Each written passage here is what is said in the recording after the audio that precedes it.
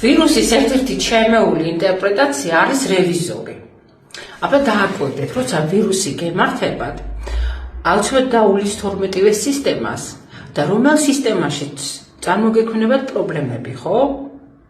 არ ვიცი, ვიღაცასთან შეიძლება საჭმის მომნელებელი სისტემა იყოს, ვიღაცასთან ნერვულ სისტემას ცალსახად, იმიტომ რომ სერიოზული დისკომფორტია, ვიღაცასთან შეიძლება გულსაოცარ სისტემაში წავიდეს, აბა გაიხსენეთ კოვიდის დროს, როცა ლეტალური შედეგიც კი იყო ხოლმე, მე ყოველთვის ვამბობდი, კოვიდის ბრალი არ იყო ეს, უბრალოდ ვირუსმა იცის ხოლმე ქრონიკული დაავადებების გამწვავება, კონკრეტულად იმ მომენტისათვის, რომელი სისტემა სუსტი გაქვთ, აუცილებლად ის ძალიან მწვავე ფორმით დადგება და რევიზორის ფუნქციაც ეს არის, ხო, გაგებინებთ ორგანიზმი, ვირუსის საშუალებით, რომ აი ესა თუ ის ორგანო თუ სისტემა მისახედი გაქვთ.